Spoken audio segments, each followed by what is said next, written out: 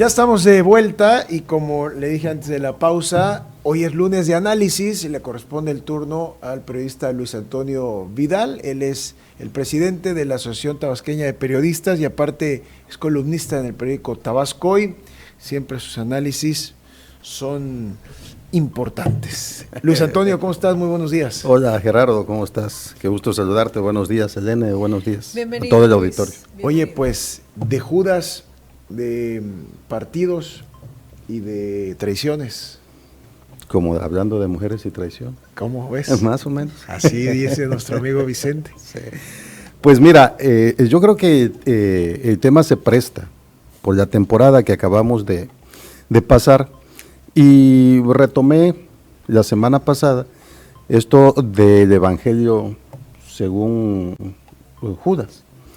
Y este es un evangelio, es un escrito que se conoció hace más o menos 20 años, donde pues, de alguna manera también tratan de descargar los investigadores esa culpabilidad hacia Judas Iscariote.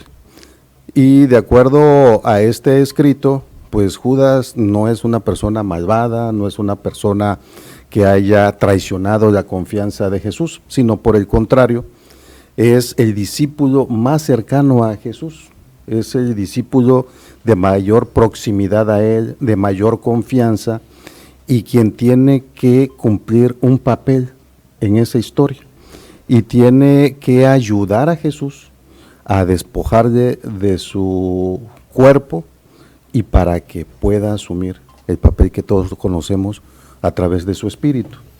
De tal manera de que, de acuerdo a este escrito, descubierto con todas las tecnologías de carbono 14, etcétera, pues Jesús le habría pedido a Judas traicionarle. Y Judas pues, es el que habría dicho, bueno, maestro, ¿y yo por qué lo tengo que hacer? Porque tú eres el más próximo a mí, porque tú eres el más cercano y de mayor confianza. Y entonces, a su pesar, Judas Iscariote habría traicionado a Jesús para que se cumpliera la profecía.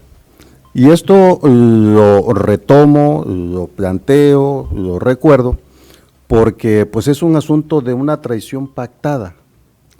Y pues nosotros tuvimos también a nuestro Mesías tropical. Y este Mesías tropical que vino, que reconstruyó la manera de hacer política en México, que construyó su propio partido, pues también tuvo traiciones pactadas. Recordemos cómo hizo la formación de su partido, el que hoy gobierna, y sería inconcebible pensar de que este movimiento de regeneración política partidista en el país pudiera haberse traicionado de manera tan sui generis y tan rápida, en 5 o 6 años, teniendo el poder absoluto de las cámaras de diputados y de senadores, la mayoría de gobernadores, bueno, el control de todo. Tanto control que hasta han desaparecido instituciones y organismos que realmente significaban contrapeso para el poder presidencial. Y en este esquema que nos estás dando a conocer y nos estás platicando, ¿hace falta algún lavatorio de pies a alguien? ¿Ves algún Judas en esta nueva dinámica? ¿Ves la resurrección de algún esquema, algún personaje? Bueno, la resurrección pues no, porque para resucitar pues se tiene que estar muerto y pues no está quien maneja la política del país. Está a control remoto, digamos, está en retiro, dirían los masones, está en sueños, entre comillas, pero no lo está. Sabemos cómo se maneja la política en México, quién ejerce el control, digo, si tiene el bastón de mando, la presidenta, pero sin embargo, pues todo es un eje. Entonces, la política se camina, es la segunda parte, bien lo dicen, ¿no? El segundo piso de esta cuarta transformación, y que sigue de acuerdo a cómo se había planteado con el fin del primer sexenio. De tal manera de que si existen algunos que en el evangelio tradicional pudieran jugar el papel de Judas, pues realmente lo hacen sin red de protección, porque aquí tenemos un partido que pinta ser hegemónico, no sé por cuánto tiempo, porque así también se le da la facultad de tener la simpatía ciudadana, quizás no de la mayoría, pero sí de un gran número de ciudadanos que están contentos, que votan, diría Madrazo, notan, anotan y votan. Entonces, pues esa confianza se da para llegar a las elecciones, se tiene un 80 y tanto, 70 y tanto % de aprobación, y entonces, pues todos, diría aquel, feliz, feliz, feliz, está el pueblo feliz. ¿Ves algún Dimas, algún Gestas en torno a todo esto? Bueno, sí hay muchos, ¿no?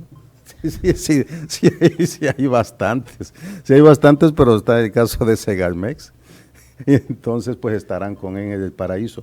O sea, finalmente ahí están y pues cubren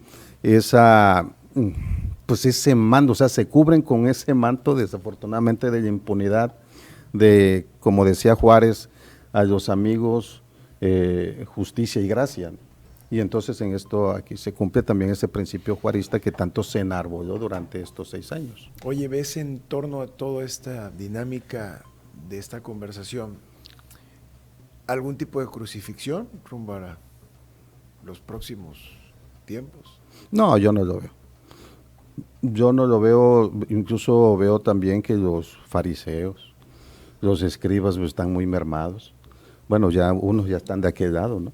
Pero están muy mermados, o sea, Depende no hay escribas, realmente, depende, sí, exacto, o sea, no se ve realmente una oposición que haya, o sea, que tenga la posibilidad de triunfar en las próximas elecciones, no se le ve espolones para gallo, creo que hacen lo que consideran que deben hacer, es una sistemática campaña antigobierno, pero que no les alcanza, por una parte porque pues están con la imagen del pasado, con esa losa de lo que significan los colores, las siglas, el significado que es de esos partidos políticos.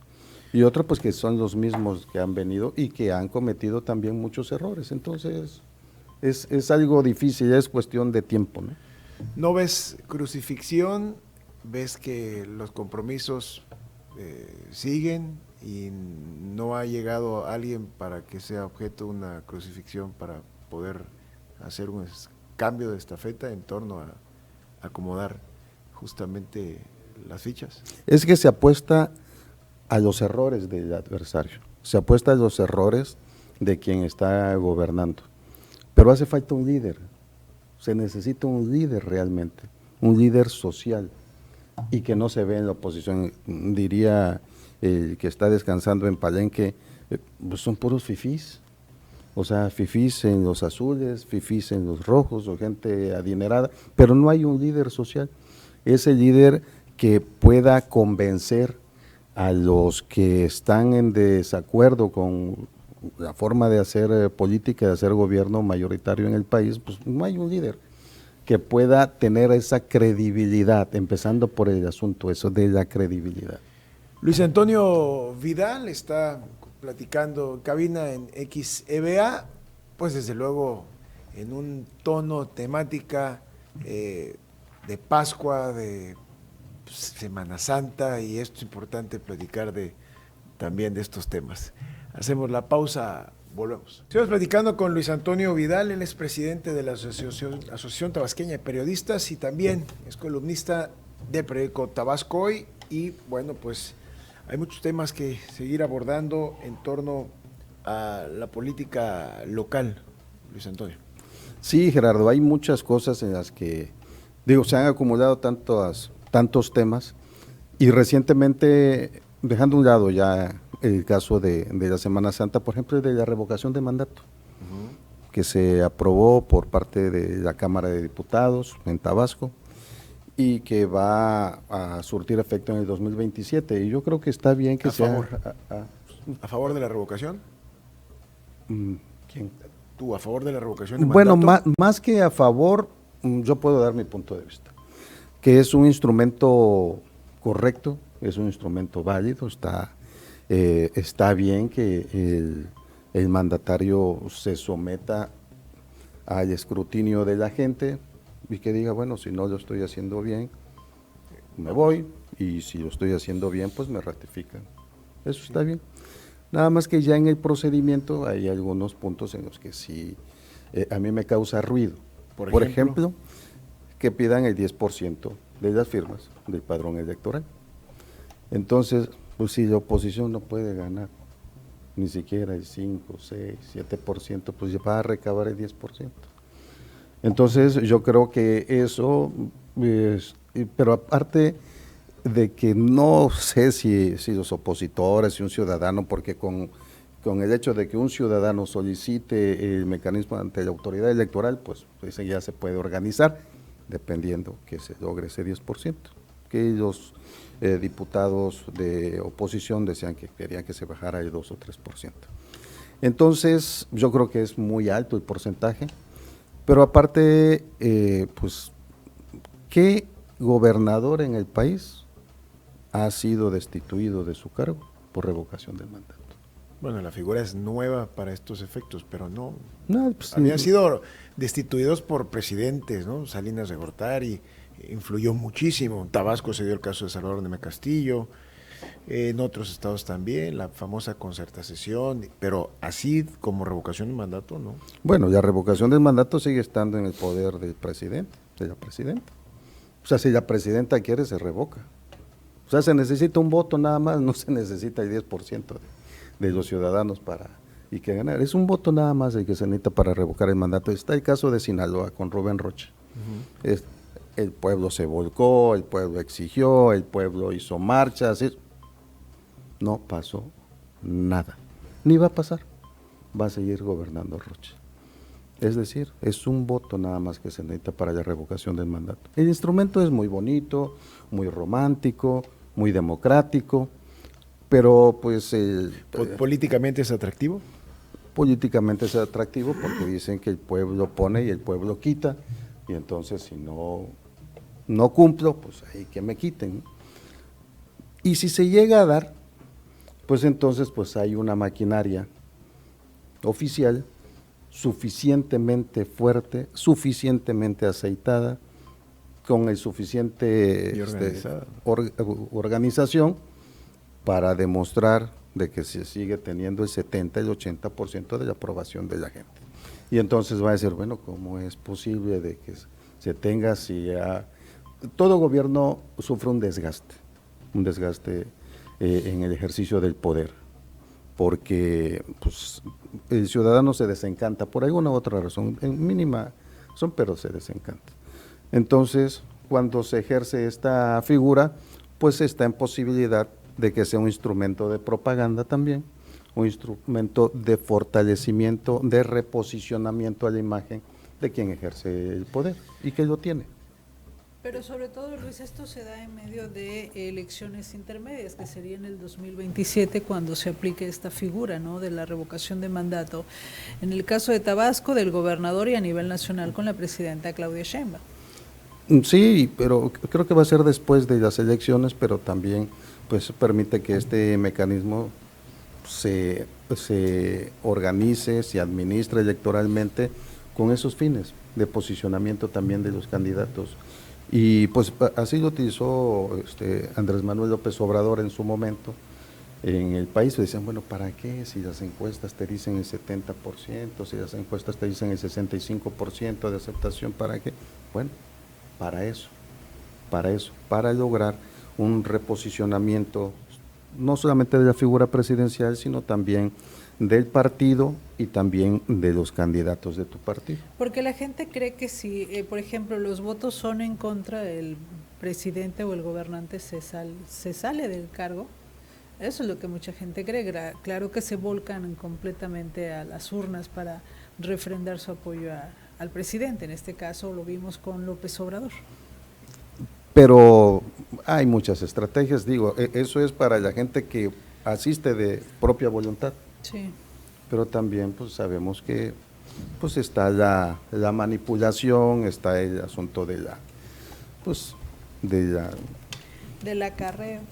bueno, no lo quise decir tan feo, ¿verdad? Tan directo, pero No, movilización, de la movilización, de la exactamente. Y de en la torno a la movilización. movilización y al cambio de estrategias y demás, el 1 de junio se elige a quienes forman parte del Poder Judicial. ¿Cómo ve el periodista, el presidente de la Asociación Tabasqueña de Periodistas, esta elección judicial? Vemos que hay candidatos acudiendo a medios de comunicación, pero al parecer no permean en la sociedad las propuestas. Digo, si nos acordamos de que si el ministro Chicharrón o Dora la Exploradora o como sea, La transformación. pero entiendo que es algo muy diferente desde la óptica del periodista. ¿Qué opinas sobre este tipo de elecciones? Pues que, bueno, yo no la veo, realmente yo no veo la elección, o sea, es muy distante de la ciudadanía, porque son tantos, se pulverizan las ideas, o sea que a mí, para empezar, si un diputado a veces, cuando hay un candidato a diputado, dice, bueno, ¿cómo me ayuda un diputado a mí directamente? Por eso apoyan más a los presidentes municipales, porque son tan cercanos, porque pues, son más cercanos, pero y el juzgado, el juez de distrito y el ministro, ¿en qué me apoya? ¿De qué me sirve? Y después cuando ves el asunto de las boletas, que hay no sé cuántos nombres, una barbaridad de nombres, y con unas siglas que sí, por el Poder Judicial, propuesto por el Poder Legislativo, por el Poder Ejecutivo, es una locura. Tanto así de que pues ahí va a seguir metiendo la mano pues a quien le interesa esa elección. O sea, tiene que haber, porque tiene que haber una manipulación para que puedan llegar a quienes les interese el poder que llegue. Luis, ¿es una simulación esta elección, este proceso electoral judicial es una simulación? Pues mira, yo creo que puede ser un experimento pues realmente fallido. ¿Los dados ya están cargados? Evidentemente. O sea, ¿Por ya quiénes sabe, no sabemos? o sea, ¿ya se sabe quién va a ser el ministro y desde tu punto de vista? Pues quienes pueden manejar la elección saben quiénes son sus candidatos. Evidentemente saben quiénes son sus candidatos.